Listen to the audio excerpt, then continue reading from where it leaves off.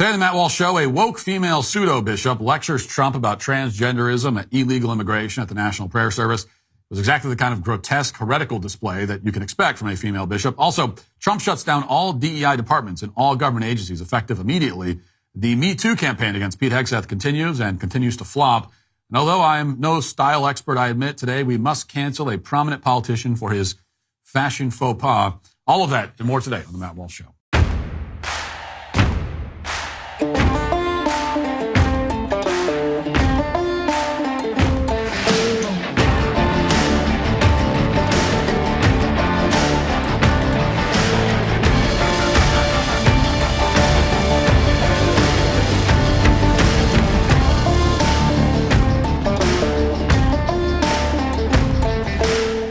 America's golden age is just getting started. Be here with us for every moment. There's never been a better time to join Daily Wire Plus. Use code 47 now for 47% off your new annual membership. Being a husband, father, and host of my own show means life never slows down. Imagine trying to eat 31 different fruits and vegetables every single day. It sounds miserable and time-consuming. But with Balance of Nature fruits and veggies, there's never been a more convenient dietary supplement to ensure you get a wide variety of fruits and vegetables every day with 31 different whole fruit and vegetable ingredients. Balance of Nature takes fruits and vegetables, they freeze-dry them, turn them into a powder, and put them into a capsule. You take your fruit and vegetable capsules every day, and then your body knows what to do with them. Go to balanceofnature.com, use promo code Walsh for 35% off your first order as a preferred customer. Plus, get a free bottle of fiber and spice. That's balanceofnature.com, promo code Walsh. It is a truth long established that a liberal woman over 50 with a lesbian haircut is sure to support the most evil ideas and policies that mankind has ever conceived. If evil had a face and a haircut, this is what it would look like. It would look exactly like Marianne Budde, the fake bishop of Washington for the Episcopal Church. They say that you shouldn't judge a book by its cover, but some covers tell the whole story before you even read the first page. And when you see a woman like Marianne, especially if she's wearing priestly garments, you know exactly what you're going to get. And that's what we got. And what Donald Trump got when this fake woman bishop delivered the homily at the National Prayer Service in D.C. on Tuesday. But before we get to that, let's back up a bit. Let's do a little bit of history.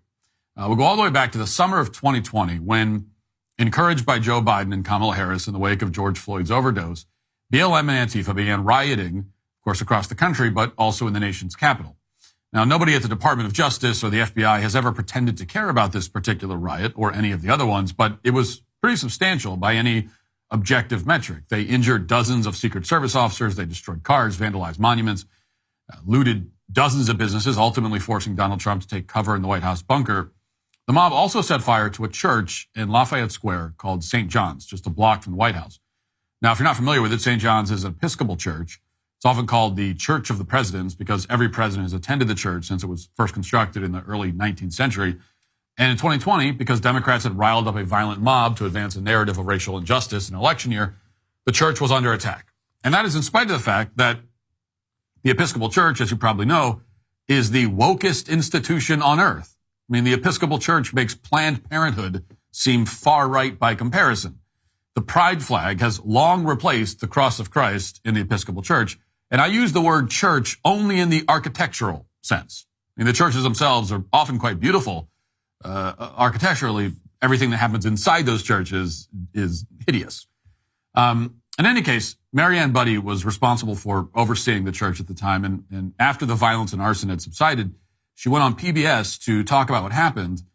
But instead of defending her church or condemning the rioters who had just lit St. John's on fire, Marianne blamed Donald Trump. She claimed that Trump, merely by appearing outside the church to survey the damage, had, quote, used the mantle of the church to communicate a political message, which is going to be a very ironic statement here in a moment when we get to what just happened. But let's go back and watch this clip.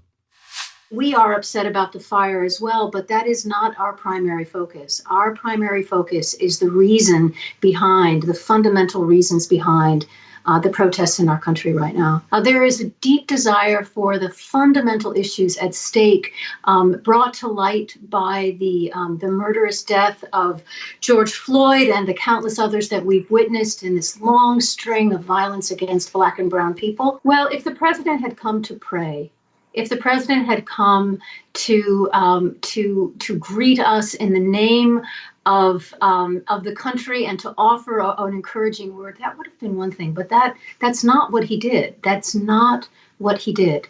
And he is always welcome to come and pray. He is always welcome to be part of the worshiping body, but not to use the mantle of the church to his to communicate a political message. Again, we're back to judging a book by its cover. I mean, you could play that video on mute and you can guess everything she's going to say, pretty much word for word. You can guarantee she's going to talk about the plight of black and brown people and how bad Donald Trump is and so on and so on. She doesn't have to even open her mouth. It's just that we all know what's coming. And of course, there's no self-awareness to any of it. This woman, this fake bishop, has built her entire career around using the mantle of the church to communicate a political message. For more than a decade, she's done exactly what she's accusing Donald Trump of doing. And after St. John's was torched, she doubled down on that approach. This is worth reiterating because it was one of the single most remarkable moments of the first Trump presidency. The left nearly burned down a historic church in D.C., and they made Trump into the villain of that story. They blamed him because a day later, the U.S. Park Police cleared out the violent protesters in Lafayette Square. And supposedly that was clear evidence that Trump was a fascist dictator or something. And to push that narrative, every mainstream outlet sought an interview with Marianne Budde. They even interrupted their broadcast to make sure that Marianne's grievances could be heard. Here was CNN, for example. Everyone, hold on. We've got someone on the phone with we want to hear from. Marianne Budde is the Bishop of the District of Columbia, who oversees the church that the president just used as a photo op. Bishop Budde, thank you for being here. What are your thoughts as you saw what happened and as you look at these images now of so many Americans crying out in the streets for law and order that is applied equally to all of us, regardless of color, regardless of economic status? I want to thank you for letting me be on this, be part of this conversation. Let me be clear. The president just used a Bible, the most sacred text of the Judeo-Christian tradition, and one of the churches of my diocese, without permission, as a backdrop for a message antithetical to the teachings of Jesus and everything that our churches stand for. And to do so, as you just said, he sanctioned the use of tear gas by police officers in riot gear to clear the churchyard. I am outraged. Yes, police in riot gear had to use tear gas to clear the churchyard, and because there was a riot, and that's how you deal with that. And you're supposed to conclude that this is completely outrageous.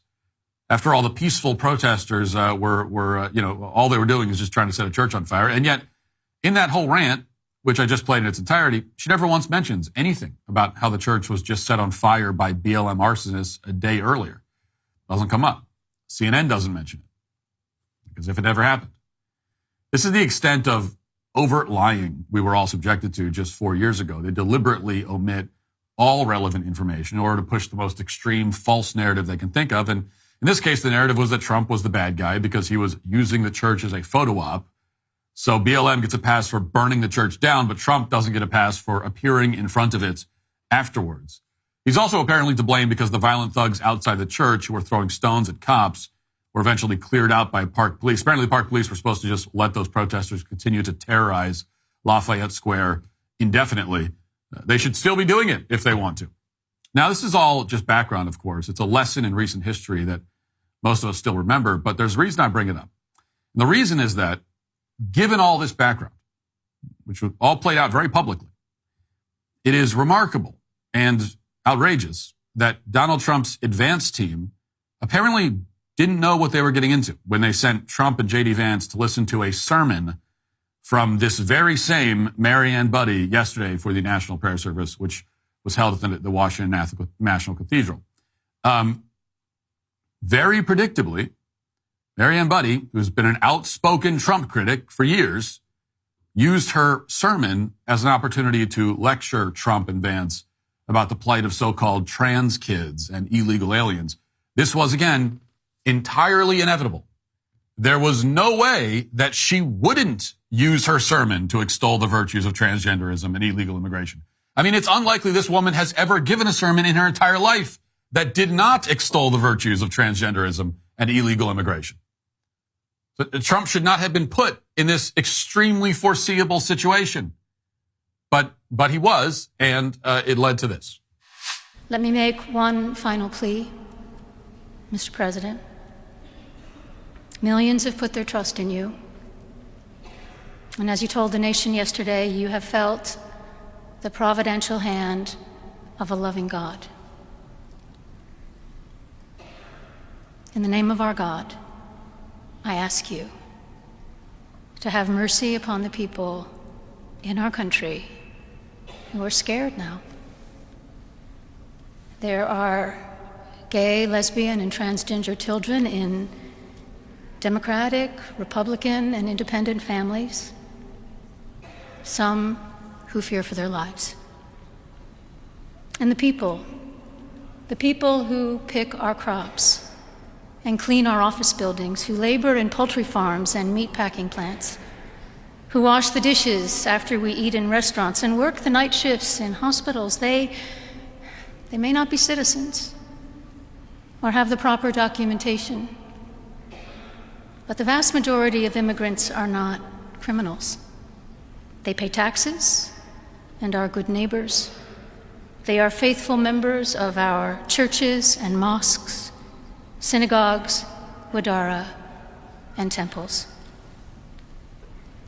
I ask you to have mercy, Mr. President, on those in our communities whose children fear that their parents will be taken away, and that you help those who are fleeing war zones and persecution in their own lands to find compassion and welcome here. Our God teaches us that we are to be merciful to the stranger, for we were all once strangers in this land. May God grant us the strength and courage to honor the dignity of every human being, to speak the truth to one another in love, and walk humbly with each other and our God for the good of all people in this nation and the world.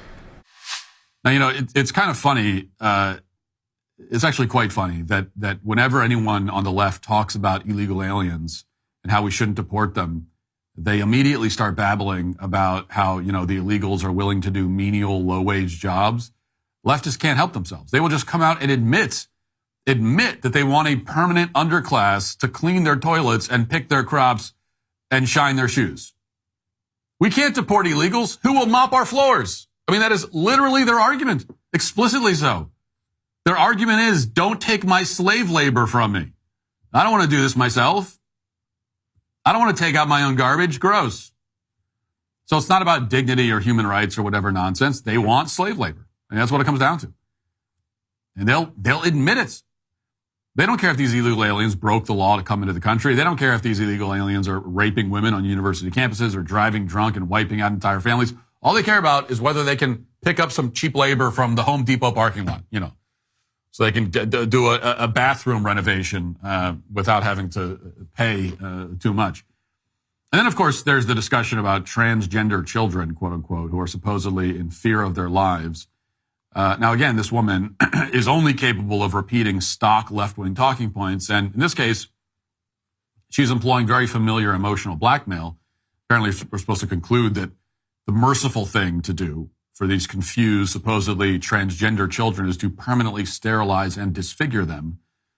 Marianne says that the most Christ-like thing we can do is chop off the breasts of a 15-year-old girl. What would Jesus do? Well, according to Marianne, he would dismember children.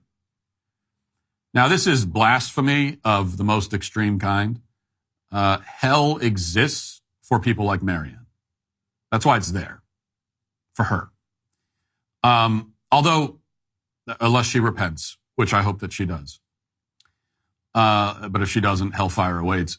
Although I do admit, so-called trans kids do fear for their lives. I mean, she's right about that. The kids that identify as trans fear for their lives. I don't deny that.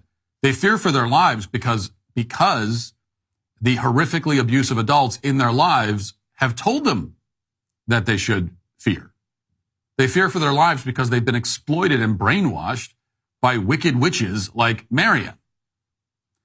And of course, this grotesque display is coming from a female priest. You will only ever hear heresy and inanity coming from someone whose whole existence is blasphemous. Okay, I mean, we've talked about the plague of female pastors before and how Scripture makes it very clear repeatedly that women cannot serve as pastors or have authority over men in the church. We don't need to make that whole argument again. I don't need to cite the letters of St. Paul on this point, as clear and unequivocal as they are. I mean, it's you just can't do anything about it. It's what the Scripture says. Very, very clear. Very clear. But, we don't even need to get into that because Marianne Budde makes the argument for us. She is Exhibit A for why women should not be pastors, priests, or bishops. She would rather engage in emotional blackmail and blasphemy than preach the word of God. And again, it's no surprise because by claiming the position that she's claimed, she has already put herself in a position of being above God, of having an authority above God, because God, through Scripture, is very clear about whether women can be pastors. They can't. And so Marianne Budde and every other female pastor in the world is saying, I know a little bit more than you do, God. Sorry, I think I know a thing or two. Sorry, Lord Almighty of the universe. Your views on this are a bit antiquated. I think I know. I think I get with the times. God of the universe. What do you know? I mean, that's what they're all saying. Every single one of them. And she'll do that while claiming at the same time to be engaged in some kind of pursuit of the truth. Watch. Our God teaches us that we are to be merciful to the stranger, for we were all once strangers in this land. May God grant us the strength and courage to honor the dignity of every human being, to speak the truth to one another in love, and walk humbly with each other and our God. Now, you can tell from the reactions by Trump and Vance and their families that nobody expected this. Afterwards at the White House, Trump basically said that the sermon was unbearable, and then he put out a statement later in the night, condemning the way he was treated, and rightfully so. And it was also extremely predictable. I mean, if you know anything about this fake bishop or do 5 minutes of research into her, and yet somehow, again, I mean, this is not Trump's fault. It's not his job. He's the president of the United States. He's in the middle of signing 200 executive orders. He can't go look into the background of the pastor who's doing the prayer service, but he has a team. That's your job.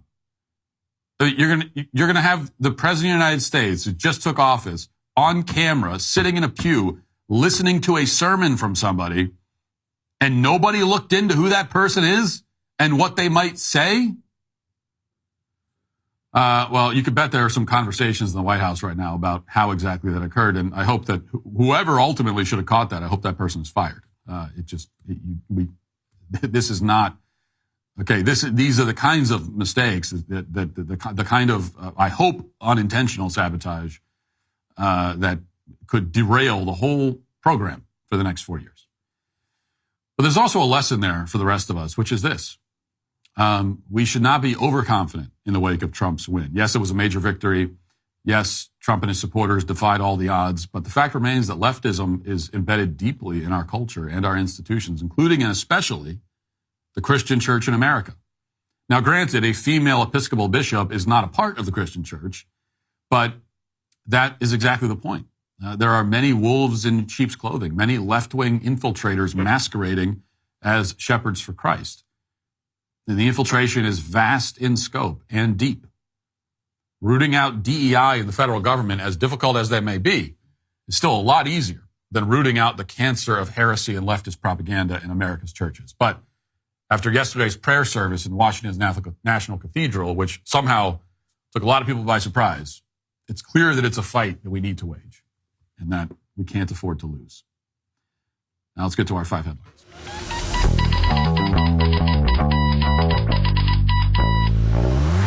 There's been a lot of talk about AI making the world better, but better for who? Better for insurance companies using your WebMD searches to raise premiums, better for HR departments screening your browsing history, or politicians using your online activity to sway your vote. Well, that's why I use ExpressVPN. It's been a complete game changer for my online privacy, whether I'm researching sensitive topics or handling personal matters. I know my data is protected. ExpressVPN is an app that encrypts everything you do online and routes it to a secure server. That means no one, not your internet provider, not data brokers, not any AI systems, can see your activity. Your private browsing history can't be used against you because it simply doesn't exist. I love how seamless it is. I have it on my phone and laptop, and it's so fast I forget it's even running. Whether I'm doing research for my show, catching up on the news, or just browsing online, there's zero slowdown. It just works flawlessly and seamlessly. Plus, it comes with a 30-day money-back guarantee, so it's no wonder tech experts at CNET and The Verge rate ExpressVPN the #1 VPN on the market. So don't wait until it's too late. The time to protect your data from the future is now. Use my special link to get 4 extra months of ExpressVPN's privacy protection for free. Just go to expressvpn.com/Walsh. That's expressvpn.com/Walsh to get 4 extra months free. This is going to need a longer monologue. There's a lot going on, hard to keep track of it all. But Trump is continuing what I think we can already call the greatest first week of a presidency in U.S. history. I mean, it's just unprecedented. I don't think we've ever seen anything like this. Certainly in our lifetime, we haven't. We're 48 hours in, and he has been far more productive in 2 days than Biden was in 4 years. There's no question about it. But even in comparison to his own first term, this is the pace and the amount that is being achieved, the amount of things, the amount of objectives that are being cleared here, boxes that are being checked, is unmatched even by his own first term, and significantly so. So here's the latest. Fox reports the Federal Office of Personnel Management notified heads of agencies and departments that they must begin taking steps to close all diversity, equity, and inclusion offices by the end of the day Wednesday and place government workers in those offices on paid leave. Acting Director of the Office of Personnel Management, Charles Ezel, sent a memo to heads and acting heads of departments and agencies on Wednesday, directing them that by no later than 5 p.m. on Wednesday, they are to send an agency-wide notice to employees informing them of the closure and asking employees if they know of any efforts to disguise these programs by using coded or imprecise language. That's very important. Send a notification to all employees of DEI offices that they are being placed on paid administrative leave effective immediately. Take down all outward-facing media of DEI offices. Withdraw any final or pending documents, directives, orders, materials, and equity plans issued by the agency in response to the now repealed Executive Order 14035. Cancel any DEI-related training and terminate any DEI-related contracts. So this is very thorough. Just trying to take this thing out by the roots is the goal here. And this is obviously tremendous. It's a huge win. It's another huge win. These moves by Trump are not merely symbolic. I mean, he's actually shutting down these programs. This is happening right now, firing the people responsible for them. And it's amazing to see. And again, nothing like his first term. He's not waiting around this time. He's getting right to it. And it is quite thrilling to see.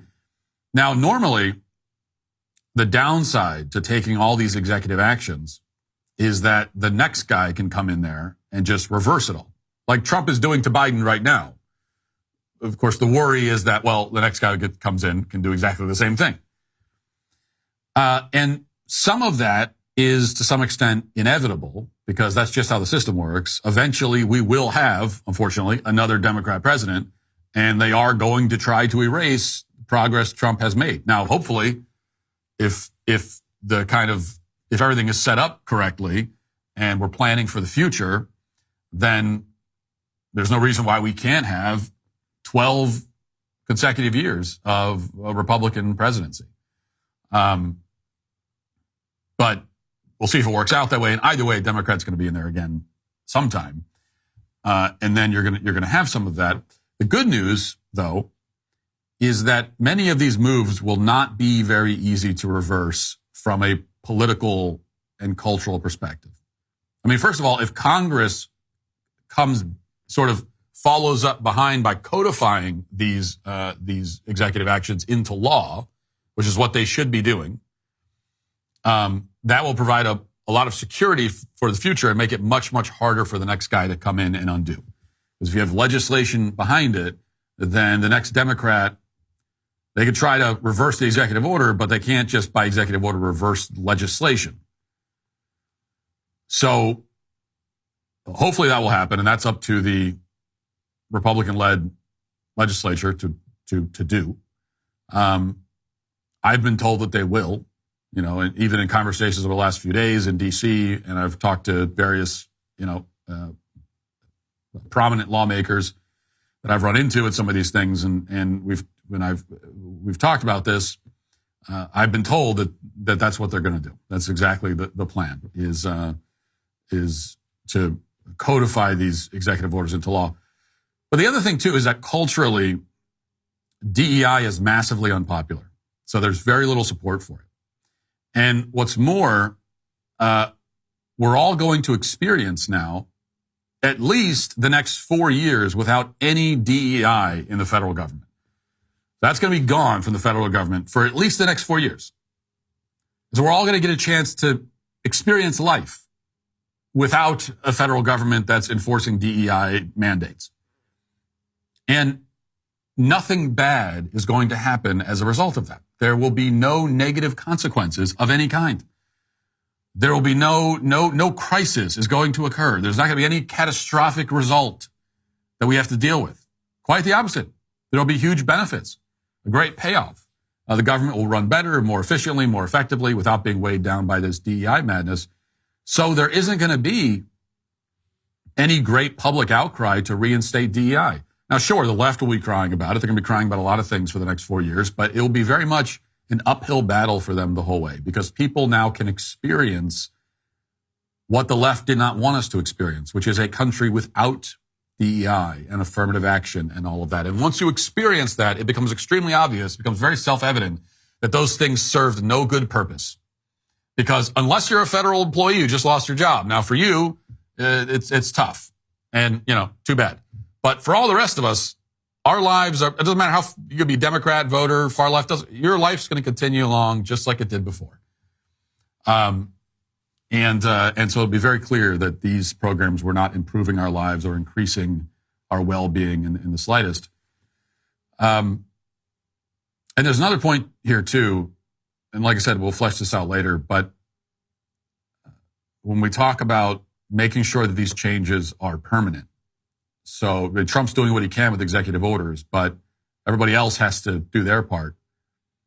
And part of that is that the people responsible for all of this, the people who imposed DEI, affirmative action, gender ideology, and so on, they cannot be let off the hook. I mean, it will not be enough to simply defeat their ideological program. They have to be punished. They have to be humiliated and financially ruined and left destitute. And some of them should go to prison. And even if they don't go to prison, they need to be bankrupted. And the stage is now set for massive lawsuits against these people.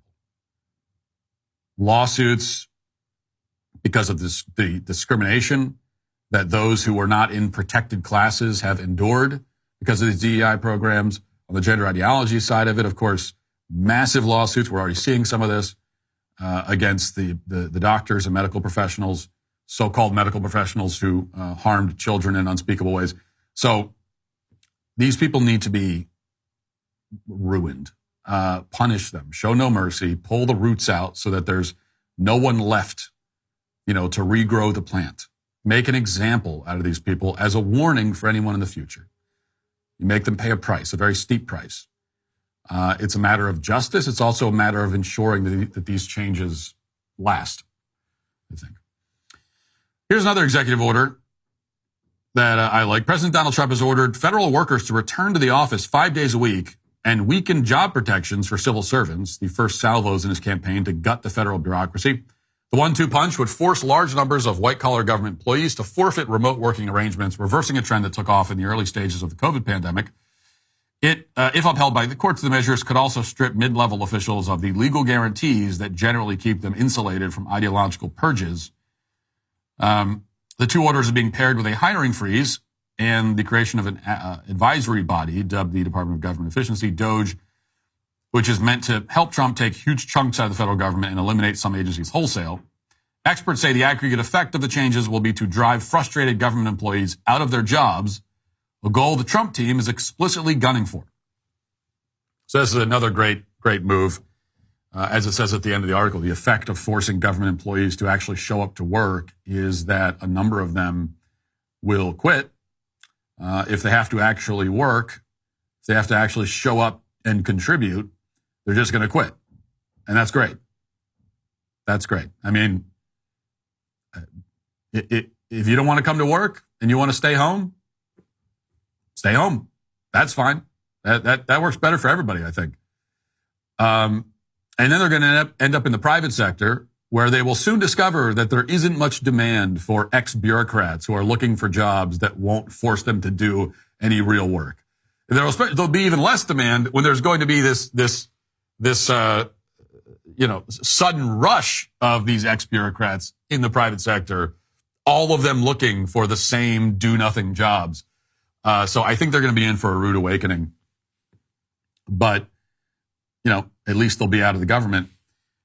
And so that's one effect of ending the work from home arrangement, is that you're just in one fell, without even having to fire them, in one fell swoop, you're getting rid of the most useless bureaucrats of all. I mean, most bureaucrats are useless. 95% of them are useless. But the most useless ones are going to be the ones who just refuse to actually come into the office. They want to stay home because they've been doing nothing. And so, yeah, that's one benefit. But I also think this is just a good policy in general. I think that even aside from the added benefit, the indirect benefit of chasing bureaucrats out of their jobs, it's a good move. It's a good policy to require people to come into work. You need to show up for work. There are exceptions to this general rule, but generally speaking, you're going to be far less productive when you're working from home.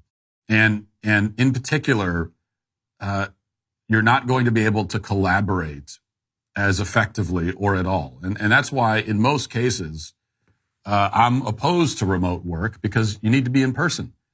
You need to be like with your team. And if you're working from home, you're basically on vacation. That's the truth. And we all know that. People are going to say, remote workers will claim otherwise. They're going to say, oh, I'm just as productive as the studies show. They'll start trotting out all the studies that show that remote workers are just as productive as non-remote workers. Yeah, how do you do those studies? Like, those studies are all done by remote workers trying to justify their jobs. And it's all, I guarantee it's self-reported data. It's like surveys. Are you productive in your remote job? Why, yes, I am. Well, see, the studies show. So, this is one of those things. I don't need studies. I don't need any data. It's just common sense. It's common sense. When you let people stay home in their pajamas and work on their couch, they're going to get less done. They're just going to get less done. Now, it's true that a lot of people that go into offices and don't get a lot done. That's also true. But the thing about all the things about an office environment, or most of the things about an office environment that allow people to do very little, most of those things you're going to have in a remote work environment, but worse. So that's it. And one of the dumbest arguments for remote work is that, I hear this sometimes, especially from conservatives who are trying to justify it. They'll say, well, it's more traditional. It's traditional to work from home because traditionally, prior to the industrial age, you wouldn't leave your homestead to work. You'd be working at home on the farm or whatever. But that's not at all even slightly analogous to modern remote work, because working from home traditionally was something that you did out in the fields or out in the forest hunting. You're out building things and all of that. There's a lot of manual labor being done. It was not something that you did on your couch in your pajamas. Okay. Traditionally working from home was not, you were not in bed all day doing it. So this is a whole different thing. And, I kind of hate it. I hate trying to work with people who are working from home because I can't work with a disembodied voice on the phone. or like a face on the screen. It's very difficult to work that way. You need to be in the same place. Now, granted, in a creative field, it's a little bit different. Some of it's inevitable. You know, when we were working on our films, for example, the team is spread out across the country. So just like it's inevitable, unavoidable that that everyone's remote from each other. And, but it kind of proves my point, because when you have that and then you can get the team together in one space physically, you're going to find that you get a lot more done. And it's just the creative energy is different. It's better. Now, in these government jobs, there's not a lot of creativity. So that part doesn't really matter as much, but just go to work. Go to work. It's healthier. You know what, too? I also think, and this I guess this will be controversial, I don't care. In particular, if you're a man, I think that, you know, when you're working from home, and especially if you have a wife and kids, and your wife and kids are just kind of like, they can just see you in sweatpants every day, like sitting on a computer, and you call it working. It's just not, it's healthier for them to see you get up, get dressed, leave the house, go do a job, come back. It's just it's a healthier environment, I think. All right. NBC News has this. Senators received an affidavit Tuesday from the former sister-in-law of Defense Secretary nominee Pete Hegseth, in which she says his behavior caused his second wife to fear for her safety. The receipt of the affidavit comes after Senate Armed Services Committee staffers were in contact with Hegseth's former sister-in-law for several days. Former sister-in-law Daniel Hegseth submitted the affidavit in response to a January 18th letter from Senator Jack Reed seeking a statement attesting to your personal knowledge about Mr. Hegseth's fitness to occupy this important position. And Reed said in a statement Tuesday, as I've said for months, the reports of Mr. Hegseth's history of alleged sexual assault, alcohol abuse, and public misconduct necessitated an exhaustive background investigation. I've been concerned that the background check process has been inadequate, and this sworn affidavit confirms the fact. Danielle describes in the affidavit allegations of volatile and threatening conduct by Hegseth that made his second wife, Samantha Hegseth, fear for her safety. Among the allegations are that Samantha hid in a closet once from Hegseth, that she developed escape plans for use if she felt she needed to get away from Hegseth that would be activated with a code word, and that she did once put the escape plan into action. Now, in an email response on Monday, Samantha Hegseth said, first and foremost, I have not and will not comment on my marriage to Pete Hegseth. I do not have representatives speaking on my behalf, nor have I ever asked anyone to share or speak about the details of my marriage on my behalf, whether it be a reporter, a committee member, a transition team member, etc. I do not believe your information to be accurate, and I have CC'd my lawyer. And then later she followed up and said there was no physical abuse in my marriage, and she's not going to talk about it anymore. Okay, so the former sister-in-law says that Hegseth abused his second wife. The woman herself, the second wife, Samantha, says that it didn't happen and that she doesn't want to be involved in this whole thing. And that's the end. You know, it's kind of the end of the story, where it should be. There's not a lot else to talk about. You've got a bitter former relative with who apparently is, you know, got allegedly a political axe to grind. You know, so there's somebody on the left. So as a personal and political axe to grind, making secondhand accusations on behalf of somebody who says herself that it didn't happen and she doesn't want to be involved. Now, we've obviously talked a lot about the death of wokeness, and I'm not going to belabor the point here again, but this is I would say this is yet another sign, another symptom of the death of wokeness, because they tried to Me Too Pete Hegseth. And by all rights, we kind of take this for granted, but now you can take it for granted. But you think back, by all rights, judging by recent history, Pete Hegseth is a perfect candidate for a Me Too smear campaign, for an effective one. He's a white conservative man, Fox News host, who, like anyone, has his own personal issues. Everybody does. They have some accusers lined up, ready to make their evidence-free allegations. We've seen this story a million times. And the difference is that if this was 6 years ago, it probably would have worked. Hegseth most likely would have been screwed, because they would have been able to turn him into a pariah and brand him as an abuser and a rapist without evidence. as they did to so many other people during the height of the Me Too hysteria, as they did to Kavanaugh. Now, with Kavanaugh, it didn't work in the sense that they didn't stop him from being, from him actually becoming a Supreme Court justice. But from a reputational damage standpoint, it did work. Here, though, it's just a total flop. The Me Too campaign against Hegseth is completely flopping. He's going to be confirmed. The vast majority of elected Republicans aren't paying any attention to the slander or pretending to take it seriously. You're not getting a lot of, you're not even getting like the squishy Republicans who come out and say, well, these are very concerning allegations. We have to take this seriously. You're not even getting very much of that.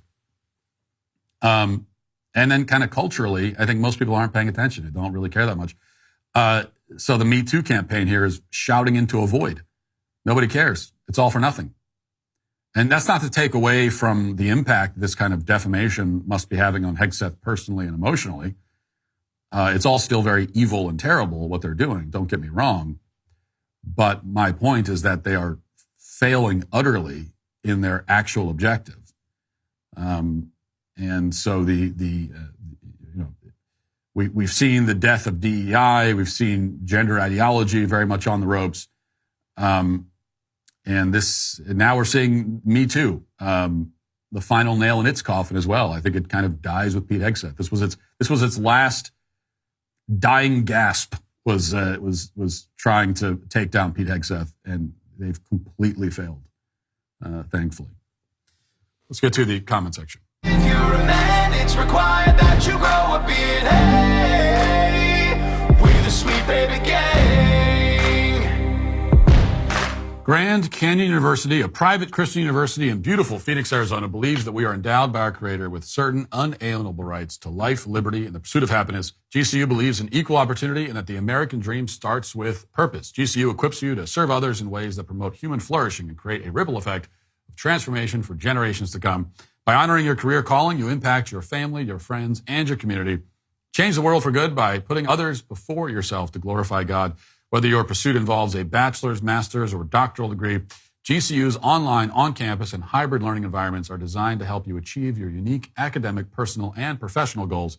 With over 340 academic programs as of September 2024, GCU meets you where you are and provides a path to help you fulfill your dreams. The pursuit to serve others is yours. Let it flourish. Find your purpose at Grand Canyon University, private, Christian, affordable. Visit gcu.edu. Imagine telling someone who lived 100 years ago that a president had to issue an executive order defining the difference between man and woman, and that there were people upset about that. Well, there are many things about the modern age that would be incomprehensible to somebody 100 years ago. And this is probably at the top of the list. Referring to the Elon faux Nazi salute allegations, someone says, most people don't understand an overexcited introvert in public. Yeah, although I think, I'm not sure they don't understand. I think they do understand. I think they're pretending that they don't. I think all the people claiming that Elon deliberately did a Nazi salute are pretending. I don't think that they actually believe that. I don't think anyone actually believes that Elon Musk is a Nazi. I just don't think that's a viewpoint, a perspective that anyone sincerely holds. I don't think that there is space for the USA to expand its territory. Greenland is not just Danish, it's also European, and the 500 million indigenous Europeans will not be thrilled. Okay, well, number one, I don't really care what they think about it. Greenland is on our continent. Our continent is our business. And second, the proposal that Trump has been floating is to buy Greenland, not to take it by force. I mean, we could take it by force, but the idea is to buy it. And I think that's what's going to happen. Can't be too expensive. Like you could probably get it on eBay for what, $85 or something? I'm excited about Trump winning. I like some of the stuff Elon has done, but I'm still skeptical about the dude. And Mars is one of the things I don't get. How are we going to go to Mars because we think Earth might be too hard to live on? The least hospitable places on Earth are more fit to live on than Mars. How about starting projects to terraform our deserts? At least they have breathable air. You don't have to transport terraforming equipment and a specialized crew millions of miles across space to get there. That would be more worthwhile, in my opinion. I actually don't disagree. I personally don't see the utility in trying to colonize Mars. And as you say, if we're going to convert unlivable hellscapes into livable spaces, we could start by doing that on our own desert wastelands. I mean, at least as nothing else, if for no other reason than kind of a proof of concept. And I know they've done experiments and that sort of thing in deserts and in really inhospitable places on Earth where they've used that to simulate the environment on another planet or in space. But really a proof of concept would be to, as you say, take a place in the desert somewhere and turn it into a livable community and actually have people move in and live there and just kind of see how that works out over the course of years. And then maybe you'll have some evidence that something similar could be done on Mars, although the task would be much, much greater. But for me, so I kind of agree with you. Now, again, I go back to, and this is, I'm not one to just say, well, trust the experts, but Elon Musk, guy who runs SpaceX, does know a lot more about this than we do. And he seems to think that it's very doable to colonize Mars. And so I do defer to him a bit on that. But for me, it doesn't even matter because it doesn't make me any less excited about landing a human on Mars. Because for me, it's not about doing anything practical with the space, right? It's not about using it. You go to Mars because you can. That's why you do it. You achieve the goal for its own sake. I mean, why was it an achievement for Sir Edmund Hillary, to be the first person to reach the top of Mount Everest in 1953, I believe? Why was that an achievement? We're not using the space for anything, right? We didn't go up there and set up an apartment complex. No, he climbed it because no one ever had before. He climbed it because it's there and because he can. And so you do it because it's an achievement. You do it for its own sake. And that's how I look at landing on another planet. I mean, I don't understand the people. I get it if you have questions about the practicality of setting up human colonies on other planets. But I cannot wrap my head around people who see no value at all in going to another planet. Really? Being able to send, for the United States of America, to be able to send a person to another planet, be the first people to ever do it, the greatest achievement in the history of the human race, by far. I mean, it wouldn't be anything that even comes close to it. And I don't get the, it's like, you really don't see the value in that? That wouldn't excite you? That's the one reason why I kind of dread the future possibility of landing on Mars. The one thing that makes me dread it is how angry and frustrated I know I'm going to be by the reaction from so many in the American public. That's the one thing about it that I'm just anticipating that 10 years from now, whenever it is that we land on Mars, I just know ahead of time, I'm going to be so pissed off by the way some people in America reacted. Because I tell you, here's what's going to happen. You're going to have the normal people like me who are exuberant about it. It's the most incredible thing we've ever seen, swelling with patriotic pride. A moment that we will never forget, that we're happy we lived long enough just to see it. So there's going to be us. Then you're going to have some people who just refuse to believe that it actually happened. So that's going to be a thing. We already know that. There's going to be people, before it even happened, just ahead of time, they will just not believe it. Doesn't matter what evidence, it doesn't matter. They won't believe that it happened. You won't be able to convince them. So there's going to be all kinds of conspiracy theories about how it didn't even really happen. So there's going to be that. And then there's going to be probably the larger group of people who are like, what was the point? We can't even build a Walmart on Mars. What's the point? There's not even a single shopping center there. What do we need that for? So there's going to be so much of that, and it's going to make me so angry. I'm angry ahead of time, just anticipating it. I'm going to be angry for years, just anticipating being angry about that, which is probably not very healthy psychologically. The golden age of America is here. From our exclusive inauguration coverage live from D.C. to the first 100 days of President Trump in office, we covered all, uncensored, unfiltered, and ad-free, exactly how we intended to be. The Daily Wire doesn't just report the news. We go straight to the center of it to give you the facts. Live daily shows from the most trusted voices of conservative media, groundbreaking, culture-shaping, premium content, hit movies, explosive documentaries, and series that actually matter. Not a Daily Wire Plus member yet? Now's your moment. Get 47% off as we honor the 47th President of the United States. Use code 47 at checkout. That's 47% off when you go to dailywire.com/subscribe. Don't forget code 47 for 47% off at dailywire.com/subscribe. Now let's get to our daily cancellation.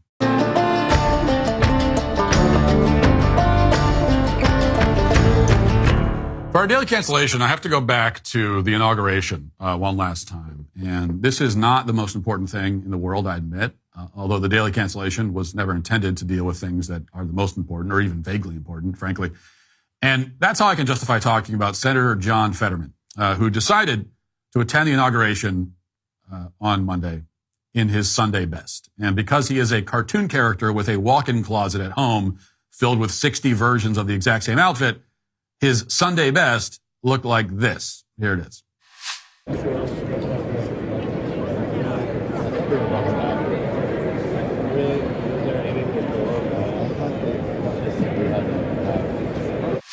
Now, as you can see, the senator decided to attend a presidential inauguration in gym shorts and a hoodie. Every other man in the room is, of course, wearing a suit because they're adults, and this is a presidential inauguration. But Fetterman decided to dress like a teenage boy lounging around his parents' house. Now, granted, he did wear his fancy black Carhartt hoodie for the occasion, which is basically Fetterman's version of a tuxedo, but even so, a hoodie is a hoodie. And this is, I must remind you, a United States senator at a presidential inauguration.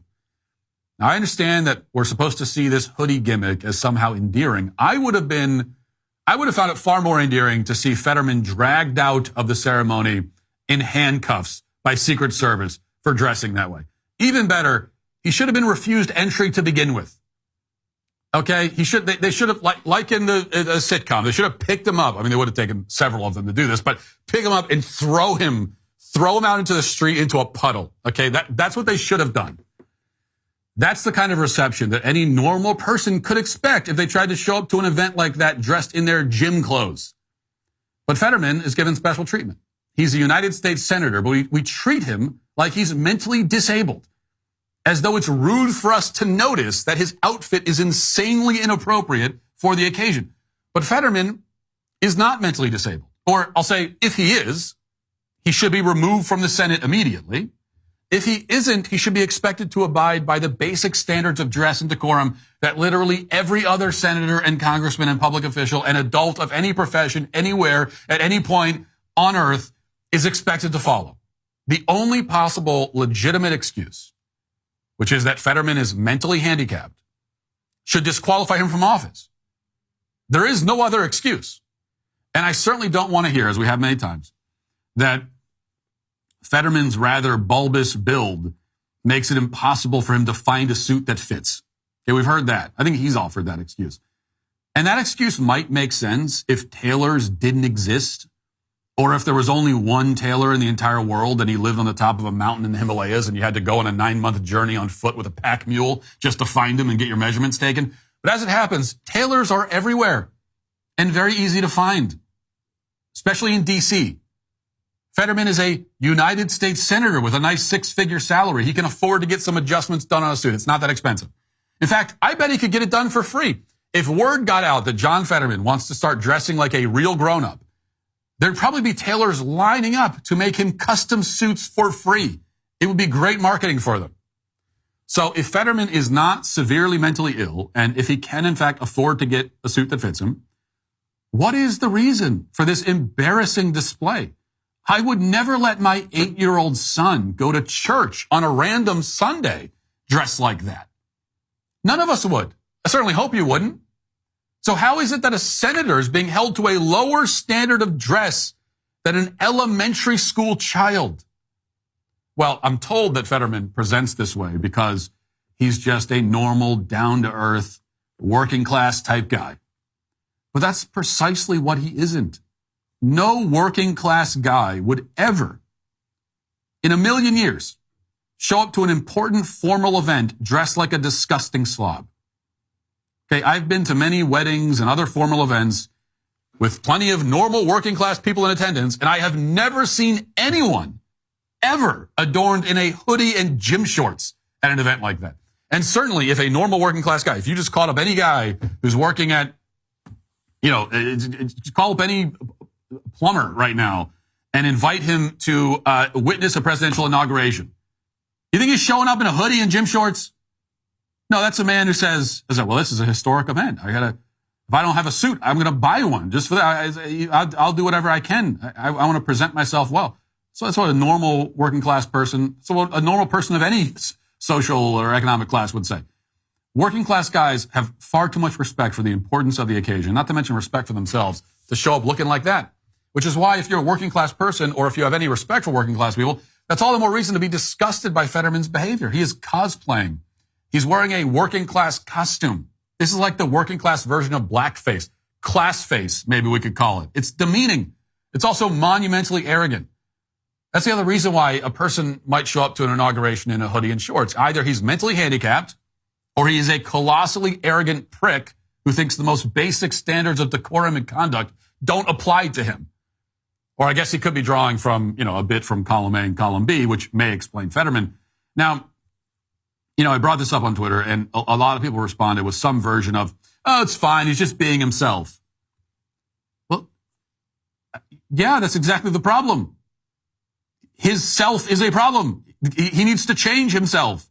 If I sit at your dinner table and I chew loudly with my mouth open and I put my feet up at the table, and I can't excuse it on the basis that I'm just being myself. Of course I'm being myself. We're all always being ourselves, okay? We cannot be anything but ourselves. Whatever I am being in any given moment is what myself is being because I am myself. So in this case, myself is rude, crass, inconsiderate. Myself needs to change. Fetterman is rude, crass, and inconsiderate. He should not be that. It is bad to be that. He needs to change. If somebody showed up to your daughter's wedding, dressed the way that Fetterman dresses, you would consider it an act of extreme disrespect. Because that's what it would be. And that's what it is when Fetterman does it. It's not authentic or down to earth. It's just rude and really bizarre. And I also don't want to hear, as I know I will in the comments, that we should give him a pass because Fetterman is one of the good Democrats. First of all, those don't exist. Second, I don't care. Okay? His politics are irrelevant to the point I'm making. I don't care what his politics. He could come out tomorrow as a full-on conservative Republican. It wouldn't change the fact that you need to put a damn suit on. Okay? He still needs to be a damn grown adult and put a suit on. That's why he is today, sadly, canceled. That'll do it for the show today. Thanks for watching. Thanks for listening. Talk to you tomorrow. Have a great day. Godspeed.